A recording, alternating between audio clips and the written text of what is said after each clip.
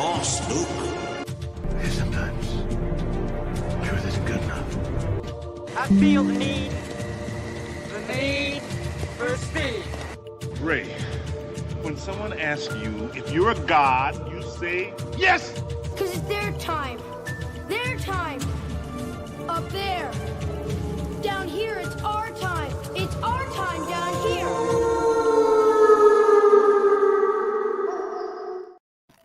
All right, if you're sitting over there, it must be Wednesday. And if it's Wednesday, that means it must be FrostCast. And guess what, guys? Today, FrostCast turns 1 year old. Can you even believe it? We've been at this for a year straight. No interruptions, no deaths in the family, thank God. No major holidays, no career changes. Nothing has gotten in the way of dropping by every Wednesday night, 9 o'clock. And I'm really proud of that effort. And thank you, Derpy. I appreciate that. King, get on in here. We got a lot to talk about today, and I've got all kinds of a schizophrenic lineup. Happy birthday, FrostCast! Oh God, there goes everybody, and watch the views are already starting to plummet quicker. How did we lose 100 subscribers? What did you even do? Dude, we're gonna get a call from YouTube any minute, and like we don't even have a YouTube guy because we're on our way. We're on our way to 500. Thank you very much, everybody. We get like 5 more tonight. We'll probably be able to hit it by the time I wake up tomorrow. That'd be pretty sweet. That'd be pretty sweet to wake up to 500. Our drive to 500 is almost done. I saw what you were doing there. I was picking up what you were putting down. That hell of a run it's been with that too. I'm trying not to like be like a 12-year-old girl and cling to the viewer counter or the sub counter on the app, but I'm excited. 500, yeah, dude, 500 subs. Believe it or not, made quite the impression with the. It's not really in your wheelhouse, Pape, as far as I'm aware. Made quite the impression with that little essay video we did on K-pop Demon Hunters. Over 20,000 views. Her channel with like 400 subs at the time. Not even that. I think we were 300 and we were 389. 80? Yeah, something like that. And we were sub 400. And that video just went. It must have hit. It must have resonated with folks that are in the demographic of folks that typically don't watch the show. There's a bunch of new people have showed up, and hopefully some of them stop by tonight. If you haven't seen the essay video, I invite you to go see it. And then also I brought in King Z. Thank you, Pape. Brought in King Z for a more in-depth look at the story because the essay video itself was more of an analytical look at why it's reaching the kind of numbers globally in different aspects. Than like story focused kind of stuff. And I think it hit with a lot of parents in particular, a lot of dads, a lot of uncles, a lot of big brothers. I'm not a big anime fan, which this isn't actually anime because it's Korean. But I do believe colloquially we're calling it that. But it still hits, and it's a very good movie. I enjoyed it as someone who doesn't really watch that genre, not because it's bad. I never really got into it. I was too old when the Dragon Ball Z thing hit, so I never really got into anime. The best thing I could say that was close to anime that I watched was Battletech and Voltron. Derpy says, I mean, in other news, if you care, but I hit a milestone last week since we talked, you hit 100 on YouTube. Hope you guys are proud of me, unlike my parents. Ouch. Definitely. Well done. We're awesome. 100 was a tough notch to get to. Yeah, I think it took us a year and a half to get to 100. So congratulations, man. That's awesome. That is pretty slapping. It's a slow grinding process, but hey, you put the work in and eventually the viewers will come.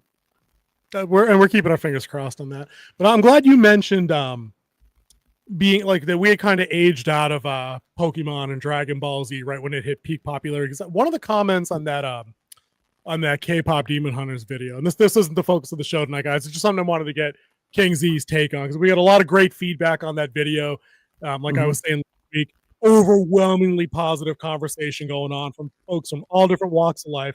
But somebody mentioned there was a good comment in there, and I'm not trying to call this person out because I responded to them in kind and respectfully. But they laid out a case that in the year 2025 with broadband and top tier internets everywhere and YouTube and global entertainment markets, that there's no excuse to not be a part of something. And my response to that person was, yeah, dude, but when you're like 40, 50 years old, 60 years old, you stick to what you know. And then I got to thinking, If you're younger than that, you stick what you know until you have that kind of watershed moment where somebody exposes you to something new.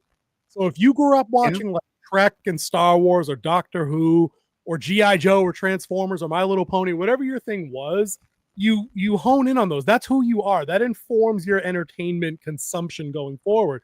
And it's not typically until you get to someone new, like a new girlfriend or a new boyfriend, a college roommate that goes, yeah, bro, have you ever seen Full Metal Alchemist? A co-worker, anybody, they'll say, hey, have you ever seen Full Metal Alchemist? Hey, have you ever actually watched a professional soccer match? And I'll be like, no, I didn't grow up with soccer. My high school, back in the 90s was just getting into that, but my kid that I'm raising, they're in soccer from like pre-K on. So it's all about exposure. But my point to that commenter was, you don't know to go seek out things that you're only kind of like passively aware of. Like, I know what opera is, but I'm not terribly motivated to go find opera music to listen to because it just exists kind of abstractly as a thing I'm aware of. You know what I mean? Yeah, Pavarotti is a great singer, but I'm not going buying any of his albums. I'm saying that there's probably loads of rappers out there that I'd like. I listen to a lot of rap in the 90s and early aughts, but like you fade out of some things and you stick with kind of what your core identity is of the things you like to consume. So when, like, if you like today, if somebody in the comments said, hey, dude, you need to go check out this Western, you need to really go back and watch this thing, I might, and if it was that great, it would do like KPDH. I'd be like, oh crap, maybe there is more out there to the genre that I should look at. And the comments were full of those recommendations. So I wanted to get your take on that. What do you think about being limited or being not a part of something? I would say is because anime is a huge talking point at my work right now, and I feel kind of left out on it. Mm-hmm. But one of the guys, he's watched every episode of One Piece. If I got started today, that would take me probably about 3 to 4 years to catch up because I think they're going on to their 1200 episode. 1200, yes. That's not a typo verbally on your part. It's over 1,000 for sure.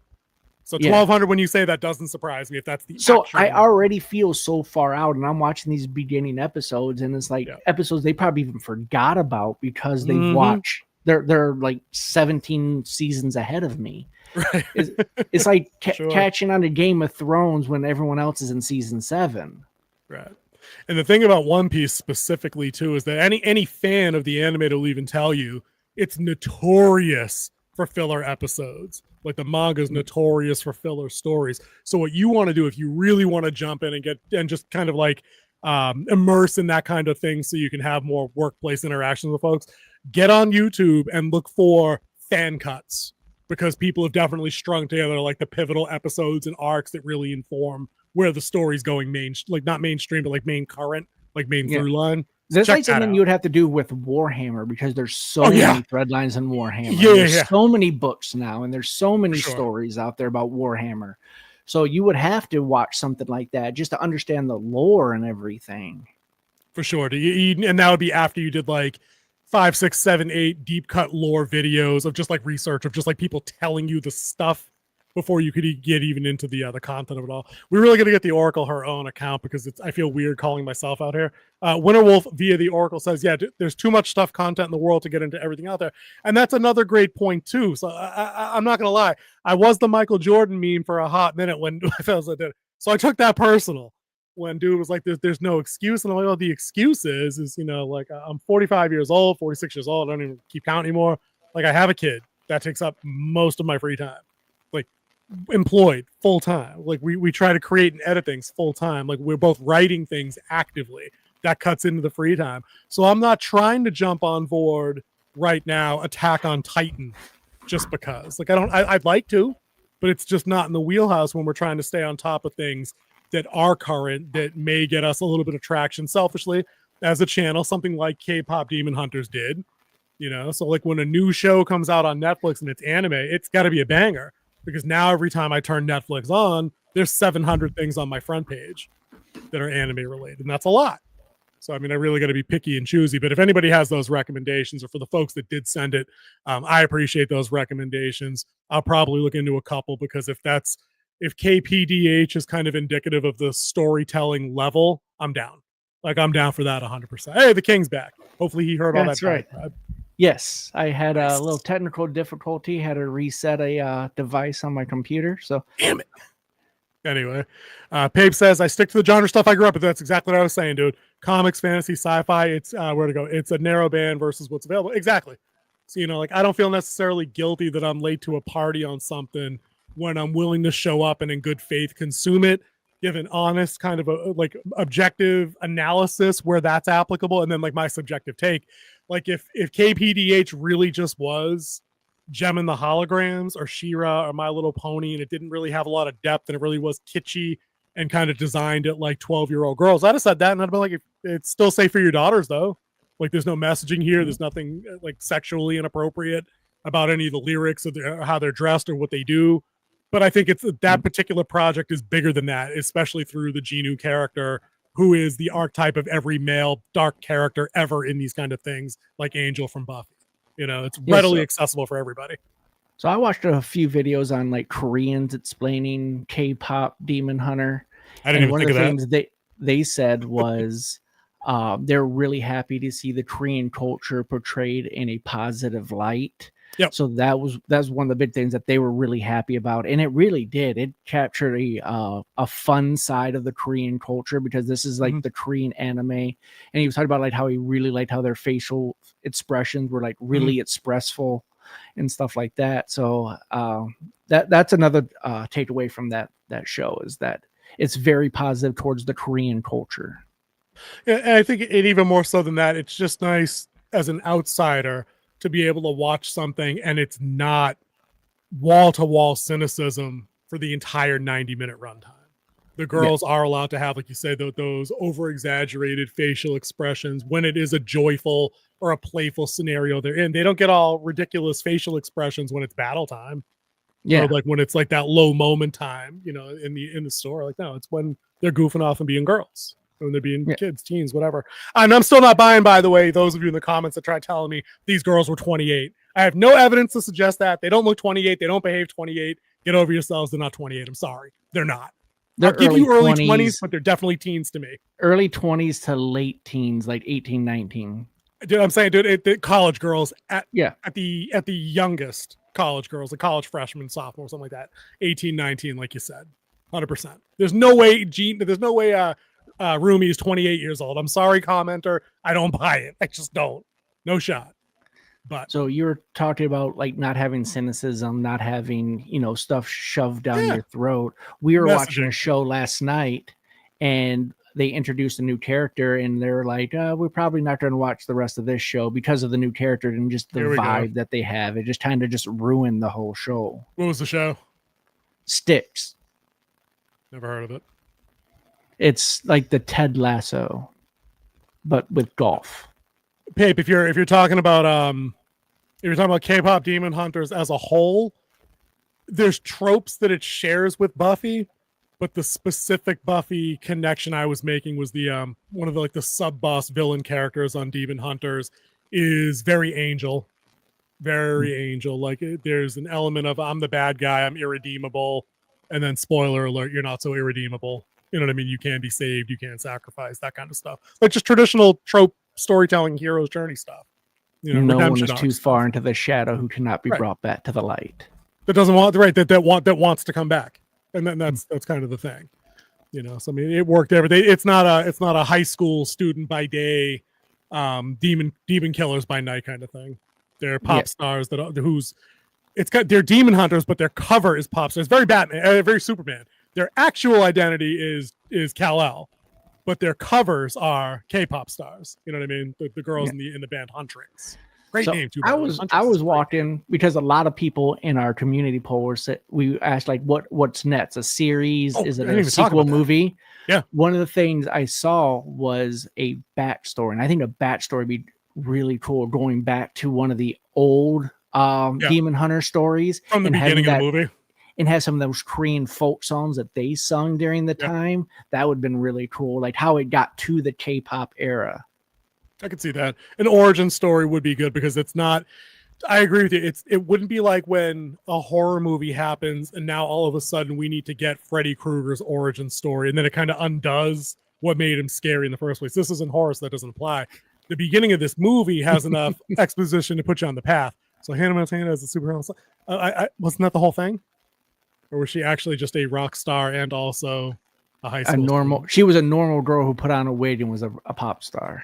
Yeah, but there was no magic to it, though, right? No magic. Literally, like she didn't slay magic. demons or anything.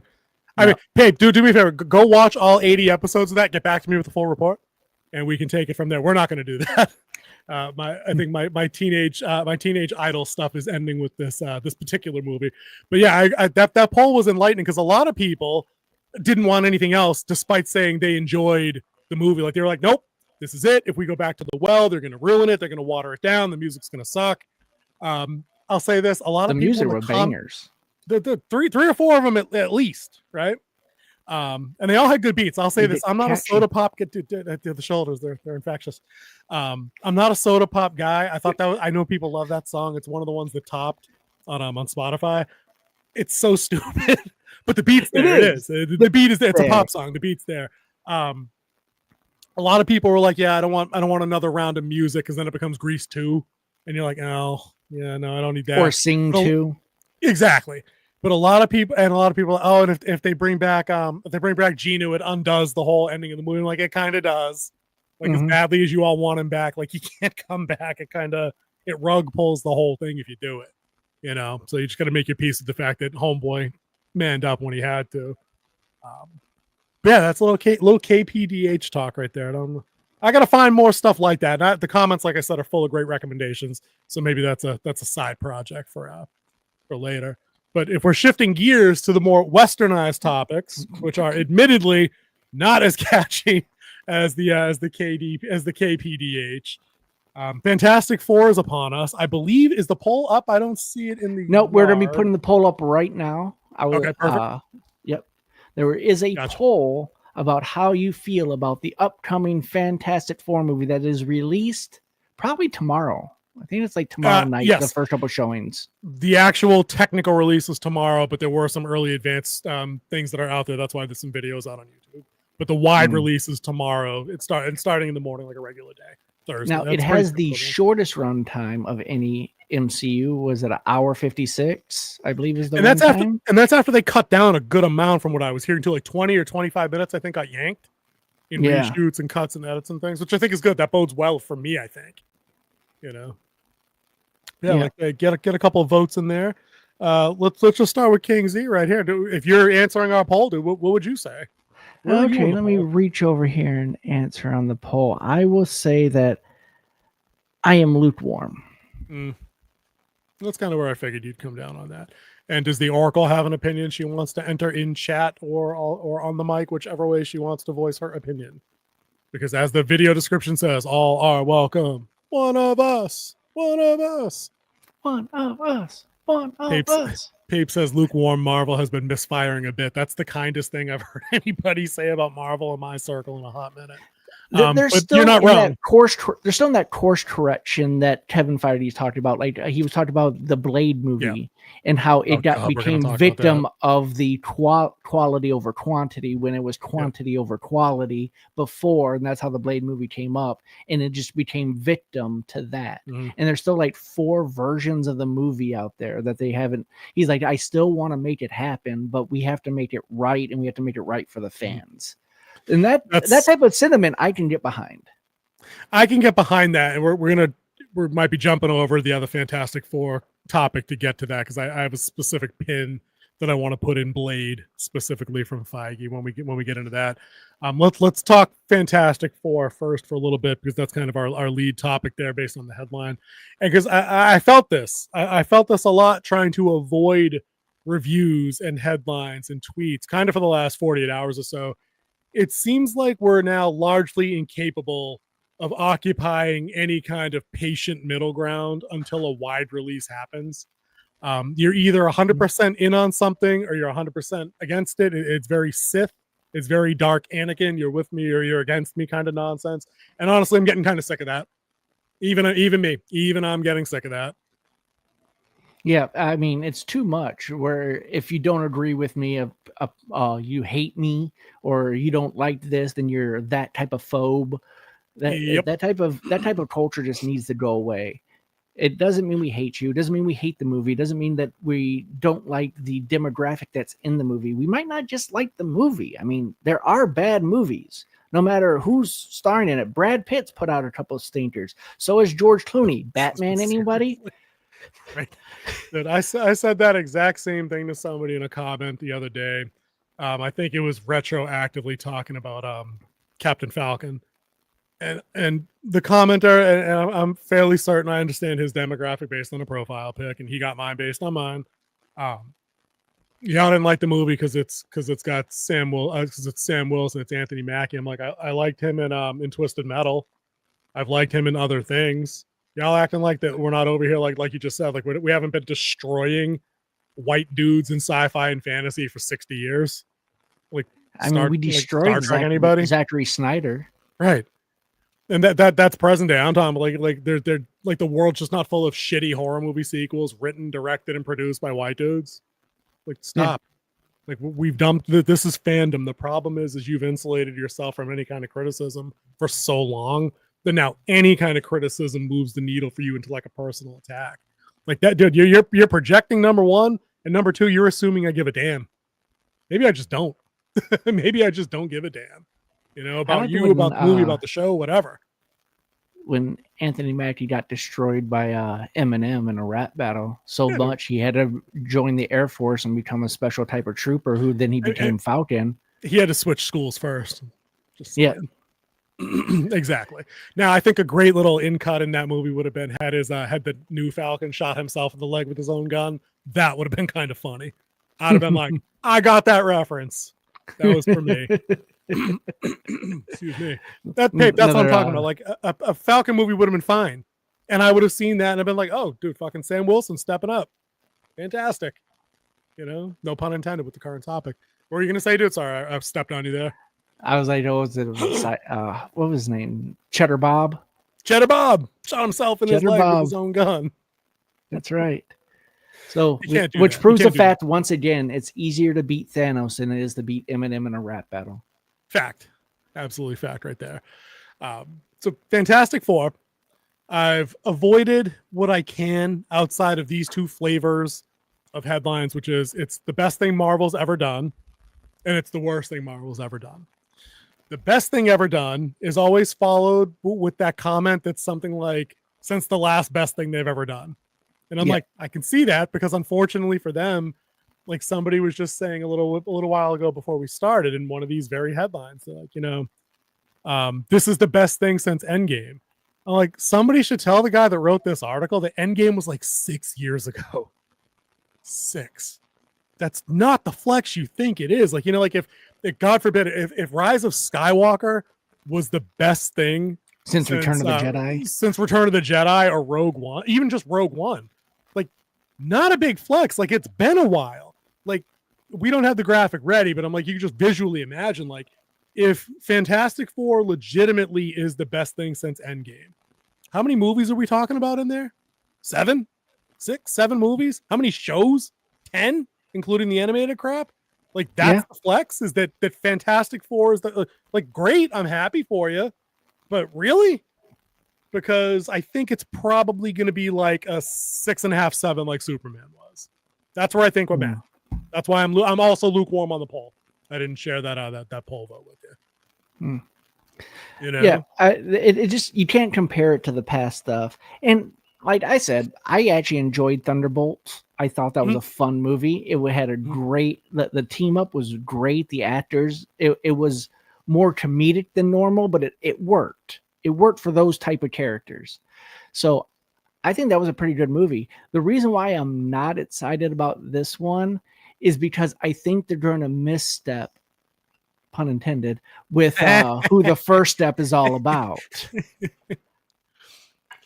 Clarify. I missed the and you're obviously going for a joke there, and I missed it. That's just on me. Well, the name of the movie is First Steps. First Steps. And First Steps is about Ben Richards, the son of Sue and Reed. And Ben Richards is probably one of, if not the most powerful creature on Earth. Yeah. Yeah, they're open too big. Yeah, and for him to be there and not, I don't know if they have or not. I haven't heard anything. Like you, I'm not really watching. I'm not even watching like the normal trailers that are on TV. Like it just, I'm staying away from it. But if he's not projecting 33-year-old him from the womb, then they're misstepping with Ben Richards because he did that. Then they're misstepping because the sentiment that I've got from the limited trailers that I've also watched is it's baby. Just flat out baby. So I think that they're probably getting that wrong. I thought your misstep was going to be the kind of allegation that Sue is the lead character here.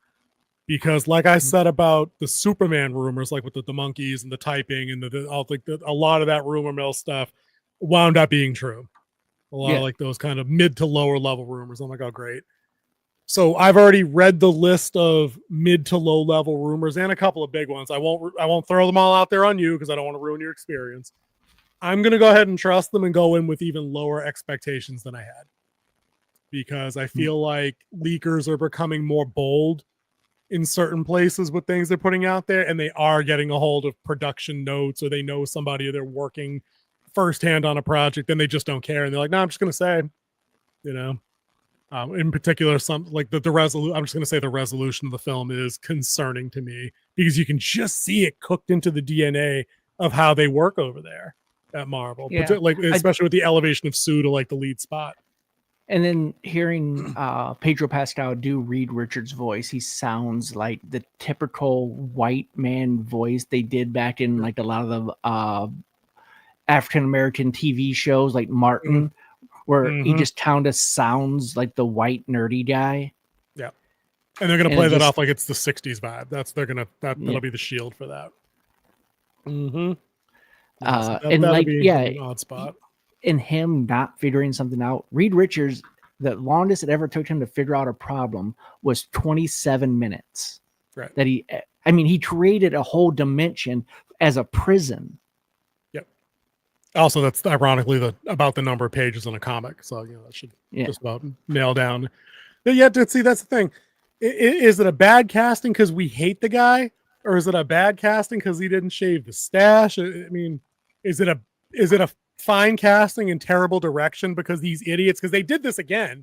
I'm pretty sure it was with I think we just had this talk with Superman. It wasn't Superman, where they're telling people that are involved not to read up because they want you to be the actors don't read up on the subject because we need you to be a blank slate so you're open to direction.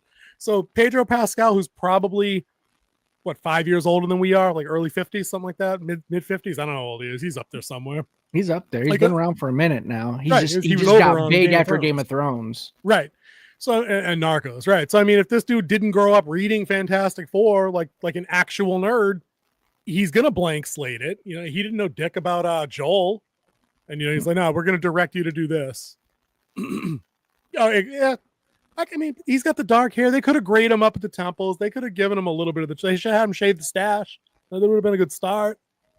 But he doesn't project like King and I know Reed Richards would do. He wouldn't skulk out of being the central figure of the family. That would never happen. Unless it was like a mind control issue and he couldn't, like that wouldn't be the thing. Like he's up there with Pym and Stark. There's a reason he is who he is. And it's not because he used to be a billionaire. Looking at you, Ironheart. You know what I mean? Like maybe it was a miscast. I'm on the fence with that. I'm just the only thing I'm excited for is to see if they pull off getting their budget under control. Because I just heard today in a newscast that they're claiming they got this done for like $100 million. 180 million. 180? I thought, dude, maybe I heard him wrong. He said 80. But all right. 180 makes more sense, but even that's about 100 million less than what I thought it would have been. Given most of the budgets are right around 220 to 280, unless you're doing Doomsday, which I think that's going to balloon above 350 easy. That's going to be ugly, and we're going to get to that in a quick minute. But the kind of the thing, our interest in, I think, if Kingsley didn't already know this, as I was hearing, is that they're crediting Gareth Edwards, who directed the film. I don't know if he wrote it, but they had a finished script, which does what? Prevents the 800 trillion not like reshoots on the level where you get like a callback and we're going to do 2 scenes over because we screwed the lighting up or whatever. You know what I mean? Like a total redo, like when Rogue One's almost done and Kennedy fires the guys and they bring them back in and they say, "Oh, we're going to start over. We had 90% of this done. Well, now that's going to cost you another 150 million." Apparently, Fantastic Four didn't have that kind of hurdle to get over. They had a script. They went in. They did regular callbacks, regular reshoots. They're in, out. Boom. Here's your marketing. So I think that's a good start. Yeah, you should have a finished script going Always. into it. And it's one of the things they don't have with Doomsday. They admitted that it's not being written yet. And that's topic number 2. We can jump right into that if you're ready to They slide. talked about this. Is one of the things James Gunn blew up about Marvel is that they don't have finished scripts. You're going in there half-cocked, and you just don't know what's going on. So you shoot what you think you have, and then all of a sudden they have to change what you've already shot. So you have to go back and redo that scene and put in this new little bit or this new line that you need. Now they might try to do it ADR with you, like they'll do a shot with your back to them, and then they have you say it, and they just do ADR over it, like you're saying something. But it just, if you have a finished script, you can set your days. You don't have to run over. You know exactly how many days you need with the planning of your shoot. Because, I mean, a lot of the pre-production is your first AD who controls the set is setting the schedule. And they have to look at actor availability. They have to look at location availability of when they have certain places. And then they have to try to line everything up. And then, you know, a lot of times it doesn't line up. And then the first AD has to pull out magic to keep them on schedule. That's why if you ever hopes and dreams. If you ever want to see someone super stressed out to the point of heart attack, go watch a first AD trying to get a director on set when everything's set and ready to go. Right. Or the director goes, "Let's do one more for safety." He's like, "We have 7 takes." Yeah, we're good. We're good. We're moving on, right? Yeah, we gotta be moving on. Flip the world. I don't blame you. Dude, I don't get, listen, on top of all of the other reservations that I have with everything MCU film, I'm just saying film versus streaming from now on, right?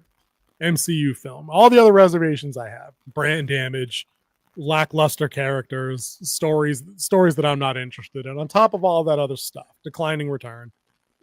You're talking about throwing down, like you said, $350 million is probably what they hoped it would cost them to get how many Avengers in this movie? 40, whatever that ridiculous number is. Yeah, right? it's the end of a complete era, because they said after this everybody will be recast. Reset. Right. So we're talking about the big reset. It's $350 million to show up, right? Mm-hmm. There's no shot it gets that kind of that's all return. It does. No, it's no shot. That's just what it costs, right? My money says it's going to go over 450 easily, just in terms of paying everybody and getting things shot. But the problem with like you said, with the no script thing is I can't imagine being like the Russo brothers and walking around with a notebook for an Avengers movie and being like, well, here's the big battle where, Doom shows up at the end and reveals himself, or, here's this other fight scene, and we're going to, the fans really say they want Spider-Man to shoot a web ball off a cap sheet, like those, like, you know what I mean? Some like rando ideas. We're going to shoot those 6 things, like you said, and then all of a sudden find out that so-and-so in the main cast is pregnant and dropping out or some bullshit, right? And now we got to write her out altogether, like you said.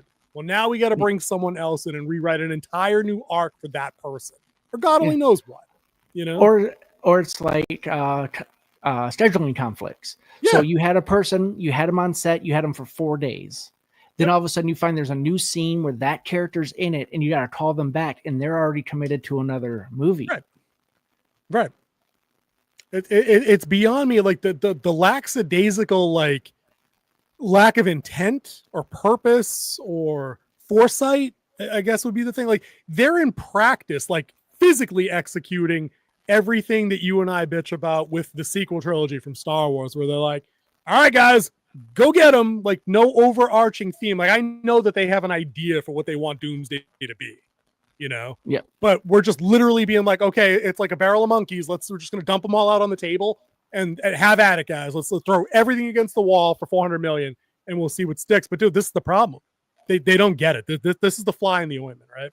The Calvin mustache conundrum. You're exactly right with that. The worst CGI ever done, all because Josh Whedon wanted to change the whole story.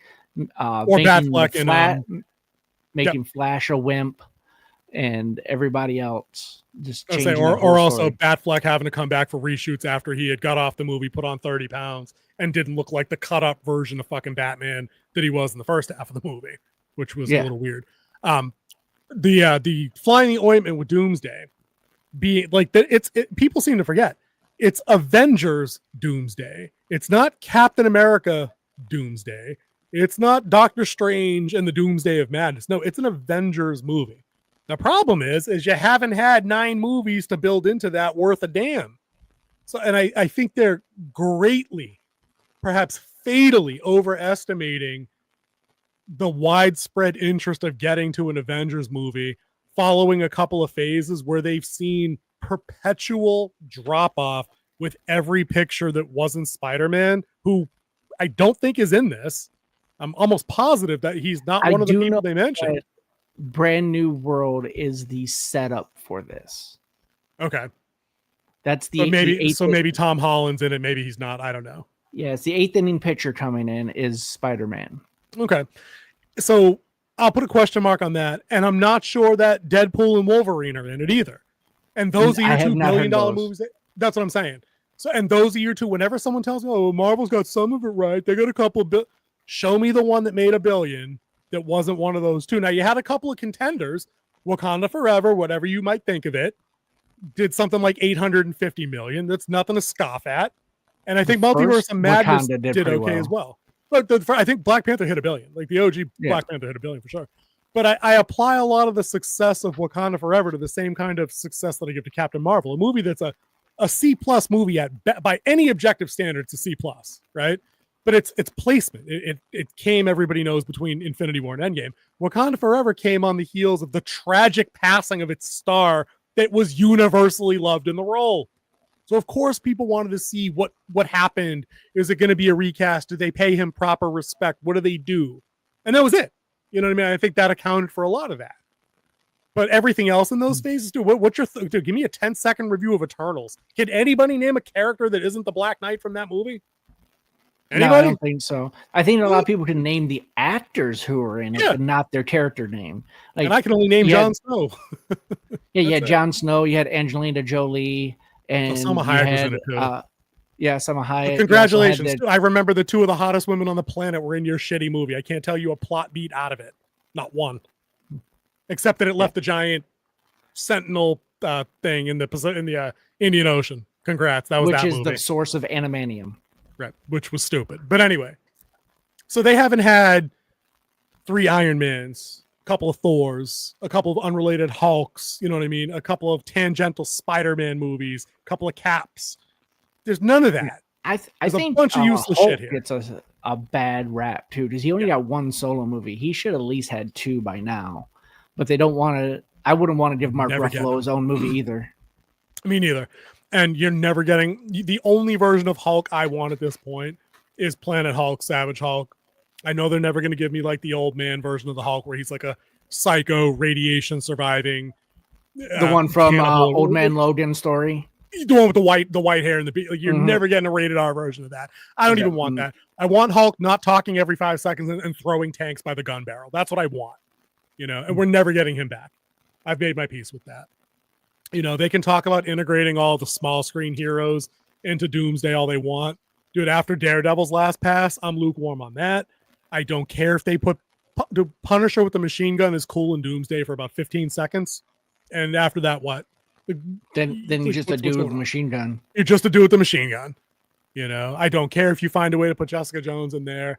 I'm over the Scarlet thing. They thought they hit on something big with her.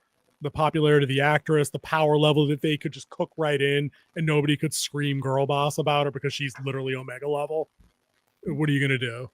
I don't care about those characters anymore. I'm not even sure that the Vision show is going to be any good, you know? And I think that'll have to happen before Doomsday. Yeah, no, that happens after. I'd be okay with that. That happens after Doomsday, really? No, that happens this December. Yeah, that's before. Yeah, it's before. Yeah. That's this December. Same thing with Wonder Man. Which that's just to get it off the shelf. They just have it on the shelf. It's not connected in any way. They might throw in an end scene to it just to do something. They will. I suspect they will because they love that interconnectivity nonsense. But it just astonishes me, dude, that like when you were doing your short film, not that I'm knocking that it's not a feature, but I mean, you wrote, directed, starred in a short film that had other actors in it, that required a script, location planning, coordination of all kinds of logistics. How hard was it to do that with 20 people versus 1,000 people or whatever work on like a AAA MCU movie? Like, you talked about a heart attack. What did that feel like? Yeah, well, for my short film, it was a little bit harder, I would say, than 1,000 people because I wasn't paying people. They volunteered their precious time to come and help and make my vision come true. Yeah. We paid for lunch, and I think we bought some snacks and stuff. But I mean, just getting all the moving pieces in one place, you know? Yeah, the thing that helped me a lot is because we knew a lot of people here in the film industry, and a lot of people jumped on board and volunteered to help. That's how we got the land. It was the same person who made lunch for us. Our DP Denton, who brought his own camera to help do this, and he has numerous contacts. This guy is so awesome. And he is so willing to help and so willing to teach. He's just one of those great guys that you just, want to become friends with. And I'm lucky enough to be able to call him friend. He got a lot of people together. We had a guy who has a whole bunch of old military stuff. His name's Brad Owens. He came and brought that as well. We had our 2 actors who volunteered their time with John and I know, Oracle. He dodged the question. I didn't dodge the question. I'm building my short film because a lot of people haven't seen it, and you can see it at Warrior Teen Productions on YouTube. Look up "Heroes Never Die," not diet. It's die. And we don't diet either. Short film. We don't wear capes always, and we don't always diet. But with 1,000 people. The hardest part of with 1,000 people, the key is that they're getting paid to be there, and they can change on the fly, and they have so many different rights over them when they sign that contract. The hardest part is the actors. The actors are the hard ones because they have other commitments. They have lives. They have stuff going on. When you sign on to that film as a film crew, your life is that film. Yeah, you're paid, and you'll be there to do that thing. Like that's your one off. Your union group doesn't let you take concurrent backup, jobs that you can do, in those kind of situations for sure. Yeah. But that's what chaps my ass when I hear things, when I hear these assholes, these studio assholes that are making stupid, like Kevin Feige makes bank, big bank, giant bank, right? And they get up there with these flippant responses, like, and you quote this one all the time about the whole, we realize we may have flooded the market, we're gonna dip back into quality over quantity. And I'm like, are you really? Because now you're out there making dumbass statements 6 years after you announced, Mahershala Ali as Blade, talking about, we're still working on it. We want to get it right. We really want to make it special. And I'm like, okay, that all sounds good. But then you go and you say stupid ass things like, we wanted to make sure that we weren't just throwing someone in like the leather outfit and having them kill vampires. And my gut response is why? Like, do the Raid fucking with vampires and call it a Blade movie. And you just made $800 million just off the rip, just to have him back and doing the character, right? But then you catch him up and you realize when they say things like, we wanted to make it unique. And then you realize when we put it next to all the things you said in the first segment, that they've had 4 versions of this movie. And the rumors behind 3 of those 4 were that it all involves Blade's daughter as a main character and him in the mentor role. So then when you fast forward like to present day, you're like, the ship on that possible plan has sailed. People are over the MCU largely. Even the normies are coming around to the fact that it is kind of odd that literally, because the graphics are out there on Facebook now, where you have the legacy male character version of something and his replacement into something that he's not originally. And I think it's catching up to them. So now they don't have a script that they can use. They've got Ali almost off the hook completely, I'm guessing. My man filmed a whole other movie during the wait. He was in Jurassic World. He's probably signing up for another one of those. Easy money. He probably has a couple movies that are coming out. Dude's a talented dude. He's on the, that's what I'm saying. His stars, at his age, his star's still rising. He's getting higher profile roles. People like him. I've seen him offset, like in interviews and interacting with cast members and younger folks. Like, he seems like a delightful guy. So people want him. Heroes never die. Cute, top rated. Dude, exactly. There we go. I Enjoy. would like to hear Kingsley your rocked that review one. of that. Kingsley rocked that one. It was good stuff. So we filmed that at the beginning of 2020, and we were having our wrap party. Thanks to Amy Bailey, she gave us free food at one of the restaurants here, and it was the day Toby died. It was the day it was of our wrap party. Right. Yeah, about that. Rest in peace, Mamba. We miss you. Second GOAT. That ain't LeBron. I can say that on this channel, right? Okay, we're good. No, We got our league. LeBron's at least third on the list. Fifth. Yeah, they Magic- always say, "Well, Magic Jordan better had than LeBron. Pippen." Yeah, a guy LeBron they had 4 drafted in different the second opportunities. round. Right. And LeBron picked 4 super teams for himself. I'm over that. Yeah. But anyway, the nonsense out of Feige with we never work with complete scripts, so that we're trying to find the unique angle. I'm like, is this dude Kathleen Kennedy V2? Like, can we just not move on from him and appoint other folks to do? But all right. But I need a larger sample size because my man only played for like a half a season. You know what I mean? His back got him at age, 20? 22? Seems like that was over and done with pretty quick. Bird? 30? I don't know. Yeah, Bird did not play long. Bird played for like 20 years, dude. So didn't he break his back at like 27? And he still He played re- through it and was still one of the dirtiest guys. Not dirtiest, but one of the No, nastiest. yeah, he was nasty. A little dirty. I didn't think he played that many seasons. Dude. I really didn't think it was that long. I'll go back and look at that. But anyway, you lost my train of thought. I think I said what I had to say about Avengers Doomsday. I'm not convinced these movies are going to hit the way Endgame or Infinity War did. I'm not even convinced that it'll hit the way something like Captain America Civil War did, because that was like mini Avengers prototype. You know what I mean? Like the delineation of teams and things like that. But even then, that had a core story that people wanted to see. You built into the whole, had the team, developed the team. Now the team's starting to split apart. What do we do? Like, holy crap, I have to know how this works out. Are you Team Cap? Are you Team Iron Man? Like, well, how does this go down? Dude, what's your emotional investment in Doomsday? RDJ not being Tony Stark, being Iron Man? Like what's the pull? You need to see Fat Thor again? I don't. I'm good. It's the end of an era. It's the end of Phase 5. Wow. Okay. I didn't think it was that long, but thank you, Pape. I appreciate you. Don't care though. It's a shit era, best forgotten.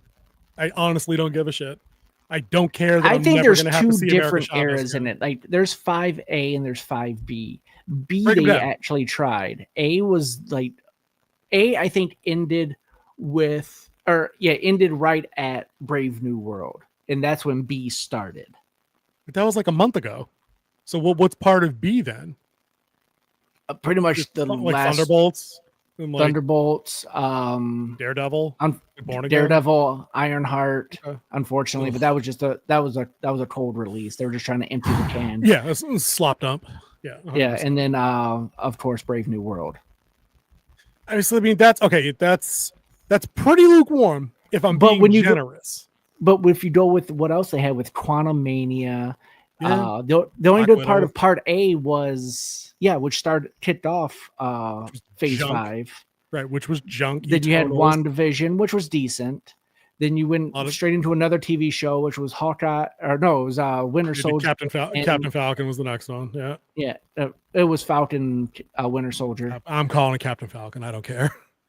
And They had then a couple after- other things in there too. Yeah. Then they had Hawkeye, but it was pretty much the TV shows. And then you had Guardians 3, which is everybody their swan song. Forgot about that. But Yeah, that was Guardians the 3 was good. thing that really nailed in and of course that's James Gunn, and he built that whole story arc. To be fair, like I mentioned earlier, Wakanda Forever you got to put in there. It banked what it was supposed to do, like it did. I forgot about Guardians 3 being in there. But the story really didn't hit like it's supposed to either. Moonknight was part of it, and a lot of people. No, wait. Are we at a point where we can have a mod ban paid for 24 hours? Moonknight was hot dog shit, dude. That was a terrible show. They wasted Oscar Isaac in that role. I think Moon Knight's a great character. Great character. Marvel's Batman. I love him. Still ban paid for 24 hours, though. That's more of a Twitch thing.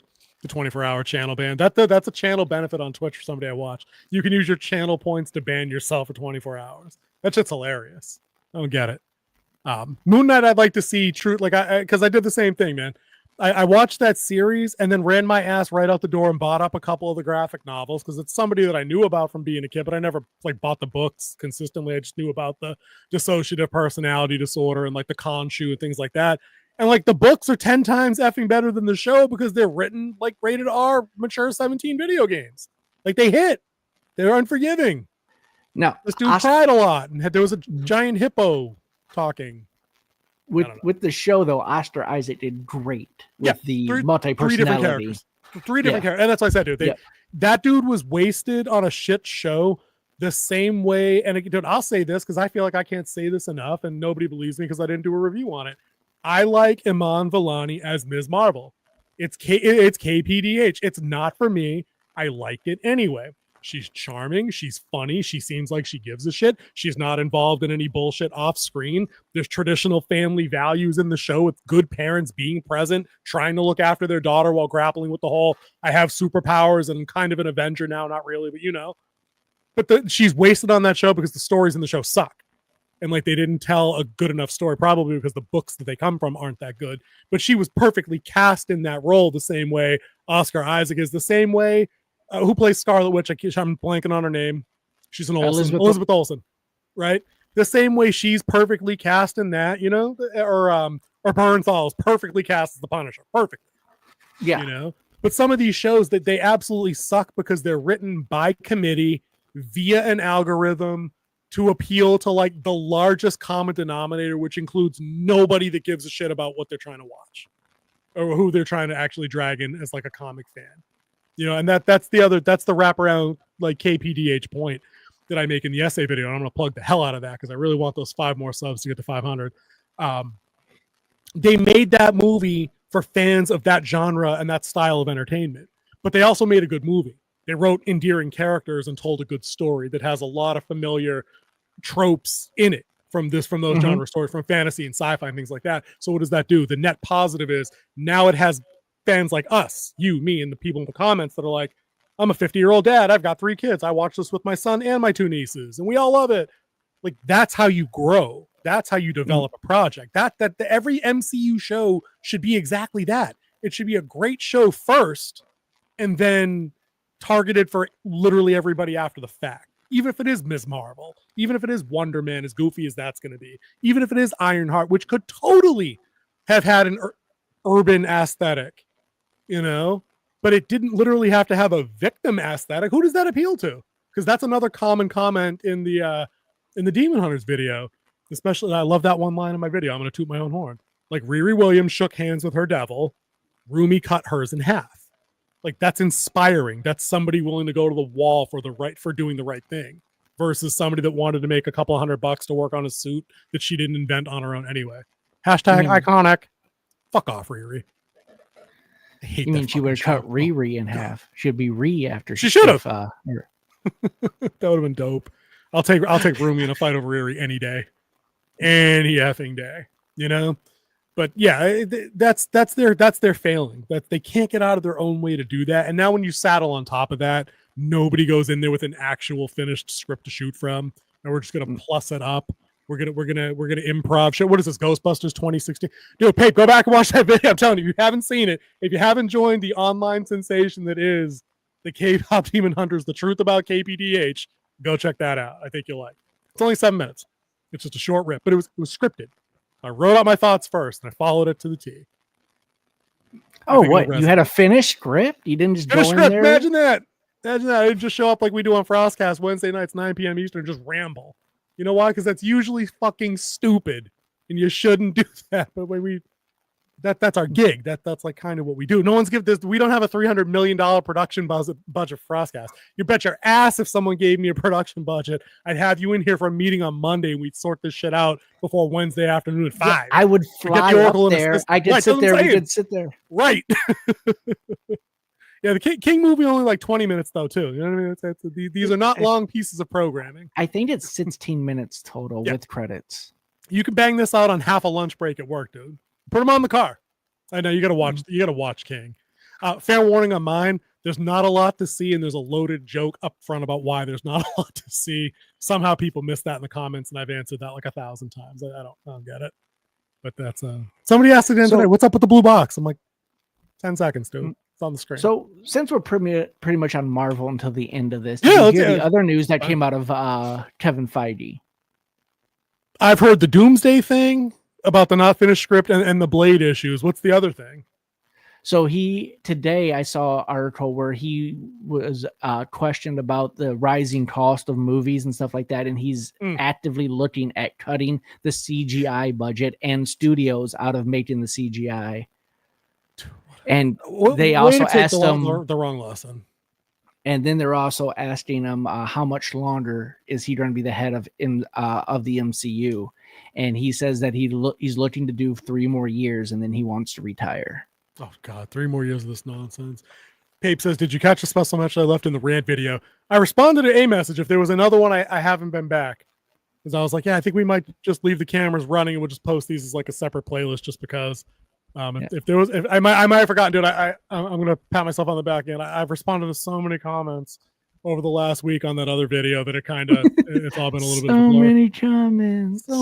Dude, I don't get how people do it. I understand now why big channels have people respond for them. Oh, dude, It's a puzzle. All right, he Da Vinci coded me. All right, he Da Vinci coded. All right, I'll go back. Oh wait, I vaguely remember now. I do. But I will go back and double check that. As far as Feige talking about the increase in cost, you know when the costs don't increase? When you don't have to put a few hundred studios on crunch after you don't have something definitive that you want them to do, and then you have to pay them 4 more times. It's like going to Domino's and getting the shittiest pizza you can get, eating a slice, throwing it on the floor, and going back in and ordering 4 more, rinse and repeat. Like, fucking stop doing that. That's how your movie doesn't have to cost $300 million. Have a plan. Give them time.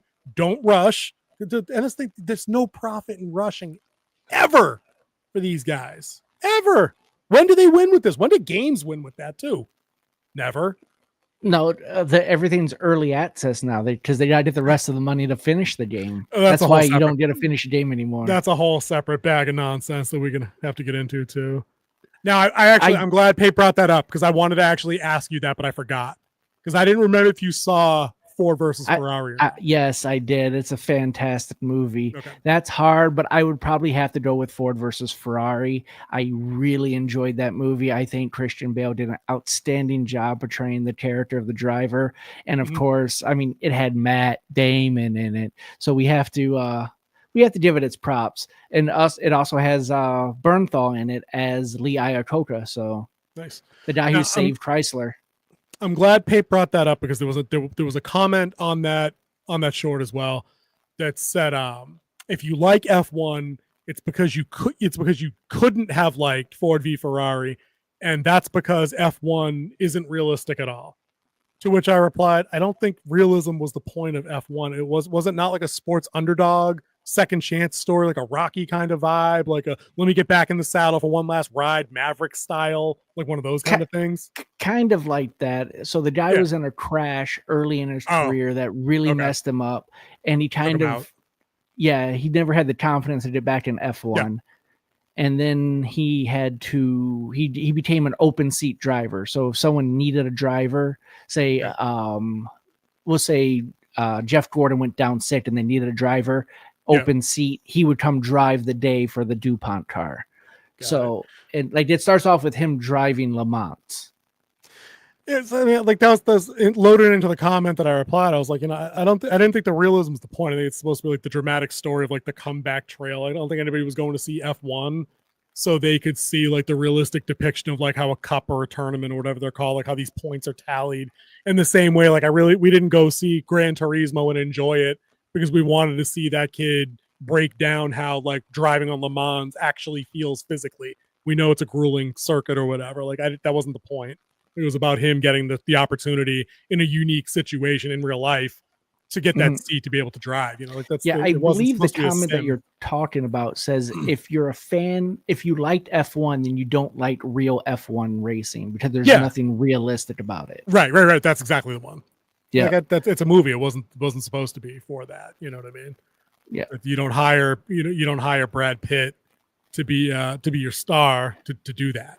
The funny part about make a that documentary. comment as well is that the leaders of F1 and 3 of the top drivers all consulted on that movie, Right, as and well as saw the greenlit screening it. of it and said that it was a great movie. So Right.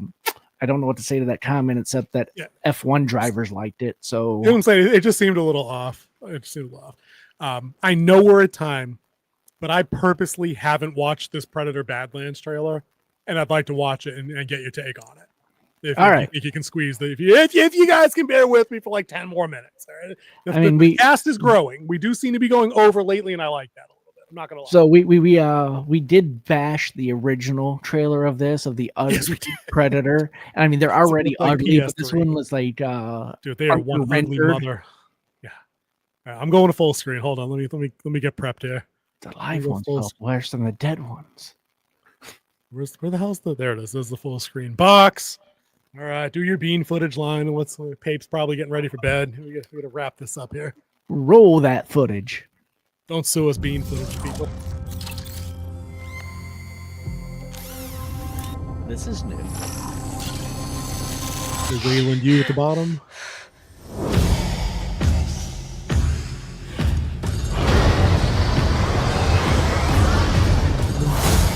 So this is your first hunt. And you've come to the most dangerous planet in the universe. So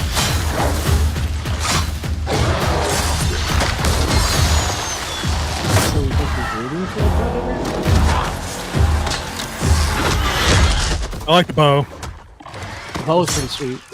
Those are.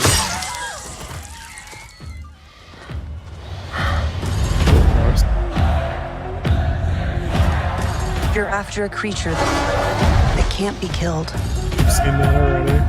The definitive apex predators. I could help you.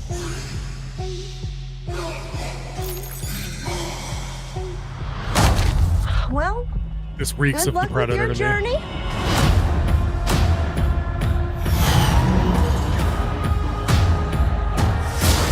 When was Predator lethal weapon? Here, you're not the predator.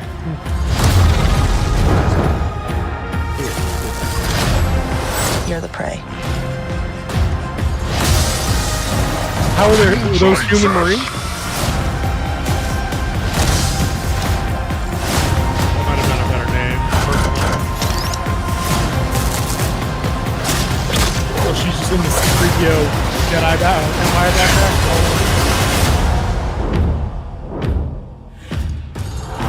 We might not be alone in this hunt. Get away from her, you. Oh, wrong movie. I mean, they copied it pretty well. Yeah.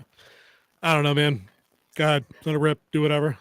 And remember, we did watch that trailer under the Fair Use Act for review purposes. Yeah. We are not trying to convert people from not watching this, and we are doing it for commentary and review purposes only. Thank you. And education, because honestly, you got to go out of your way to make some dog shit like that. So let's educate them on how not to do that. Number one, your Predator looks like dog shit still. I'm sorry. It looks like stretched taffy or bubble gum left out on a sidewalk. There's no texture. He's supposed to be young. I don't care. The Predator is like new. He don't care.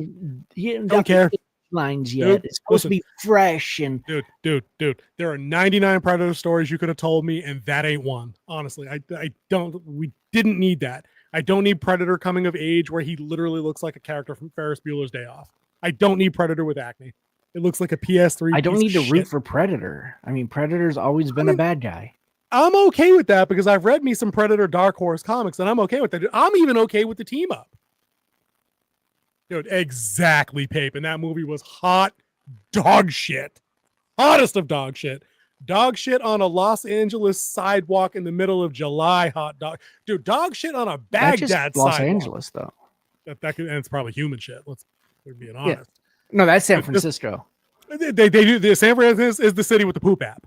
They get the poop app tracker on the phone. That is the thing. The creature design, I'll give it that. The big one in particular, that looks kind of nasty. The weapons look cool. The buddy comedy vibe, android chick in the backpack. Too much goofy Marvel, dude. Again, like he's holding her up, and then he looks down, and like there's it's a visual gag, and we get it and see that she's cut in half. It's stupid. That's tonally not what I want from a Predator movie at all. Compared to contrast that to part 1 and 2, or even Predators with Adrian Brody. I just watched that the other day. I don't know why. Serious. Like, they take themselves seriously. Have a joke every now and again. You can do that, but your job isn't to be fucking Lethal Weapon or Rush Hour. Like, it doesn't need to be that. It's not supposed to be that. And that's what this looks like. I have nothing to say on that. That movie probably will make it to might end up on my friend's Flex and away from streaming before I watch it. Ouch. That's a sick burn. Yes, that was a Wayland Yutani sign. She's one of their bots. One of their droids. So yeah, I'm not like, if you need a Predator take, dude, like if you really wanted to just catch up on like something new and fresh, go watch the animated thing that just came out, The Killer of Killers. It's a little anthology that has like a combined vignette at the end with the main characters. Pretty good. There's we were talking the other day about Mortal Kombat, how if they had made the first 10 minutes into the first movie is the whole thing, like the feudal Japan thing. They actually have a segment like that in Killer of Killers that's set in that time period with like warring brothers. Pretty badass. It was a good segment. So I would, and that's on Hulu, I think. I would way rather tell you to go watch that than tell you to watch Badlands at this point. And once again, animation destroys live action. Dude, ain't that some shit? Animation that wasn't made here, I think, which is disappointing. We should be better than that. So I mean, I guess we'll hold off on the that's a movie to watch on streaming after you finish watching the latest Reacher season. I don't even know if I'd hold off until I watch the Reacher season. I might just forget I had anything else to watch and go do something else. I'd rather go play Concrete Jungle than that. Did you hear that Alan Rickman is up for the Batman role? Up for is a strong way to put it. That was not exactly the quote as I recall, but I read that story and I was like, all right, it's inching closer to getting somebody I'd be interested in seeing play Batman for in the mainline DCU Batman stuff after the Batman is done, not done. I don't know where the fuck we are with that. Gunn said he's also really interested in bringing Henry Cavill back, and they're trying to figure out they're all speculating on what role. Kingdom Come Superman. Gonna happen. I saw that story too. That shit broke my heart a little bit, where it was like, we found out we were doing Superman, or we were going to launch the DCU on the same day they let him go or some shit. Yeah, and he had no control over that. He didn't fire him. It was Warner Bros. Who let him go. Sure. We'll go with that story. Dude, it's like when you take over a new team, you dump all the people that are there. You bring in your own coaches, your own assistants. That's just how that is. I don't buy that for a quick second, but I'd like to see them. I'd like to see him back. But I feel like if you bring him back too early, you're stepping on Corin Sweat at this point. And literally everybody has said one of the better parts of the movie is his performance. You know what I mean? So how do you undermine that guy at this point by bringing back a previous fan favorite? And on top of that, the money just isn't there. They only paid him $750,000 for that movie. Cavill's going to beat you for what, 15 million, 20 million? One of the leading things that they're talking about is him being the new Judge Dredd, Cavill. Oh, dude, but it's going to be a Taika Waititi movie. We didn't even talk about that. No thanks. I'm out. Don't need to say, dude. I don't need Judge Dredd, Love and Thunder. I absolutely do not. I don't need Love and Dread. Love and Dread and Blunder. That's what I would call it. We call it Judge Dredd and Blunder. We did get the Turner and Hooch of Judge Dredd. Oh, dude, fucking Dredd riding around. He doesn't have a helmet at all in this one. Has a convertible. Not really using the Lawmaster anymore. It's like, fuck, driver. He's probably gonna wear like flip flops. No helmet. It's not gonna be Mega City. It's gonna be like Pasadena. Fuck that movie. Early, often, and hard, because it's not. There's no shot I watched that. I'm over the Taika doing anything that isn't like Jojo Rabbit, like something that he came up with, quirky on his own. Like, get out my sandbox. This is what I'm saying. Like, how do you pass up on like easy money? Like, it was underrated. It undercooked, admittedly, box office wise. But like, look at the following after the fact. The fucking thing is 10 years old now. People still say this. And all it was there. Judge Dredd does the raid. Right. It wasn't even an original idea. They did an old thing well, just like KPDH. I'll keep swinging back to that. It's the theme of this episode. You just have that should be Blade. Like I was saying earlier. I said that earlier. Stick Blade somewhere where he can't get out from the bottom, right? and there's like the princess at the top of that. Doesn't have to be a princess. There's a MacGuffin at the top of the tower, and have him slay shit on the way up to get it. They're trying to bring Dolph's character back, the Blood King or the Blood God. Oh, Stephen Dorff. Yeah, Stephen Dorff's character. He was in that. Yeah, the La Magra, the Blood God. Yeah, that CG was bad even for like 99. That was so bad. You remember when he cut him in half through the middle and it blooped up and then it blooped back together like strawberry jelly? Yeah, that was bad. But yeah, the eyeballs and the like the red eyeballs for all the vampires was like, and the ash effect, like when he killed them, that was pretty dope for the time. It was like Thanos snapped 25 years ago. Not bad. I like that. That was pretty good. But that's what I'm saying, man. Like, how hard would it be to make $100 million Blade in 2025, right? Where it's Blade, not in the Old West, not a period piece in World War II, not where his daughter is the main character and she has to find him to get the sword to do the thing. Like, dude, you can't lock Blade in a New York City high rise. Can't get out for whatever reason. Like, make up your reason why. I don't know. I don't know how you pull that off in that kind of building. Don't even set it in America. Make it the Bak Kharif in UAE, in Dubai. Oh, yeah, the building. Yeah. Yeah. Mm-hmm. Okay. So it's a high security, state of the art. You can't break the glass, even if you're the daywalker. I'm with it. Dude, do something like that. I'd show up. It's like, I meant to ask our writing assistant, Chad, like, dude, can you give me, because Blade's been around since like 1970, right? If Chad's on the phone, ask Chad real quick. Give me the top 10 Blade story arcs. And these assholes can't figure out a way to get a couple of nerds or just people that know how to do general research to get that information, pay somebody $100 a day to read it or whatever, and then get back and be like, I don't know, this one sucked. My sister didn't like this one. I thought this one was dope. And then merge together 3 of these to make a movie. Like, this can't be done for 100 million, 125 million. I find that remarkably hard to believe. I just do. I absolutely just do. Mm-hmm. It's astonishing to me. Like that. It's like every time somebody says something like that, where we got to get the story right. I'm reminded of your buddy Kathleen when she said, you know, I didn't like Harry. We don't have all the backstory to work with here like Harry Potter does. I'm like, really? Like, Blade's almost as old as you are, Kathy. Get the fuck over it. That's going on the rant reel. We're rolling that shit in there. Like, it's just Blade. It's not a Blade. Isn't exactly a subtle character known for nuance and complexity. Like, he doesn't even lean into the whole like the Genu thing from K-pop Demon Hunters. Like, he's okay being the fucking daywalker. It doesn't seem to bother his day to day. You know, he just goes out there and kills shit. That's it. All vampires are bad. Shank. That's it. Yep. That's all I need. I don't need Shakespeare. I'm not looking for some Tolstoy up in this piece. Just write a Blade story. Fucking A. There's probably fan fiction out there on like fanfic.net. They could probably buy that shit for $100 from someone and just adapt that if they didn't want to pay out the actual story arcs. I don't even know, man. We didn't get to talk about Resident Evil, and that bums me out. No, we did not. Because I was gonna get a King Z pitch on that. We also didn't do a few other things that we had planned because we ran over. We really got into the MCU talk. We did. But one thing we do want to bring up is we do have another episode of Retro Watch coming out this week. We also have new episodes of Best of Worst of a show that I talked him into finally watching. I'll really excited about this one. I'll watch tomorrow. It's going to be a surprise. I feel like telling people what the Retro Watch is now that we just see Pedro says nomination for Retro Watch. Gotcha. Never heard of it.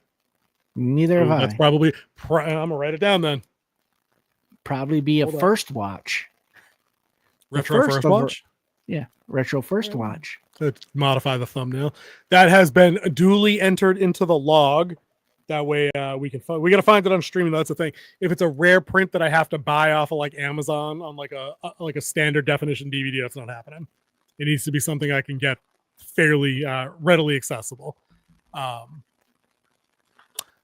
The retro watch that we're going to be digging up this week, though, is going to be Starship Troopers. I'm looking forward to that. I am a big fan of the movie from the 90s. I'm even a slightly endearing fan of the couple of sequels that it did, Marauder and Hero of the Federation. The game was not good. Helldivers 2 is a much better Starship Troopers, and I'm excited because that's coming to Xbox later this next month. So they'll be getting a big influx of Xbox players to PC and PlayStation, which is going to be cool. The book is That pretty bug. awesome. The animated Heinlein's book is series they awesome. did. Yep. Heinlein's book is awesome. Somewhere upstairs, I think I have a first edition copy of that that's like yellowed AF. I'm gonna try and find that. I got that at like a used bookstore like a gazillion years ago, and it's got old book vibes, which is like my favorite thing. I love when pages get yellow in a book. It's kind of crispy. It feels like dry leaves. Yeah, it's good stuff. Yeah, the Heinlein book is good. The movie's obviously not the book, but we'll get into that on the watch because I'm just here to kill some bugs, sir. The good bug's a dead bug. All about it. It's all right, guys. Planet. It's a bug planet. Dude, Rico, you know what to do. I love that shit. Love me, Michael Ironside in that role. Bad mother. You know what I'm talking about. Everybody fights. If not, I'll shoot you myself. Love that shit. Love that shit. I loved it. I don't remember what the dude's name is, but the black dude that secures the exit is one of my favorite movie scenes ever. I even had that in an early version of one of our shows. That was one of the clips. Just trying to kill some bugs, sir. Fucking awesome. You like that? All right. And before we go, we need to have the results of our poll. So what are our results? I gotta get off the full screen so I can see this. If Oracle, we put that in the chat. Oracle has retired for the evening and is no longer. No, I'm just kidding. She's on the clock until we go to the music. Wait, do we even do music when we get out here? Yeah, we do. Yeah, we do. 5 lukewarm, 1 excited. Who's excited? Who the hell showed up and said excited? Really? Oh, this is why we don't give Oracle a camera, because you guys would all be making the same weird face I'm making. Like, what? Like an enemy in the midst. Nah, it's okay. You can be excited. That's the whole point, man. We all used to, but like then he was not. Then he's in everything. Now he's in everything, and he can't wear normal dude clothes. It's the real reason Galactus decided Earth needs to die. And then he called half of us Nazis, which was not cool. I mean, there's that. I'm not over that yet. They fired Gina. They kept him. Gina just said, "Be nice to everybody." That's it. They fired her for that. This dude's like, "No, you suck. You're a Nazi. You're a Confederate Nazi." Like, no good. No bueno. But yeah, you could. That's what we were saying earlier, man. You could like what you like. There's got to be some kind of middle ground where we separate art from artists, unless we're talking about like a pedo or something, and you can just hate the guy and love the movie. That's fair. All right, King Z, thank you for being here over time. Oracle, same. We will get crack-a-lackin' on the best of, worst of, and the retro watch. We will look into your title suggestion, Pape. Thank you very much. I also invite you once again, Pape, check out the King Z's movie for sure. It's a doozy. Put a lot of heart and soul in that. It's a pretty good thing. And if you get 7 minutes while you're on the can later, you check out Old Wolf's KPDH video. Appreciate you. And we'll see you guys on the next one. King, get us out of here. Roll my music. Oh,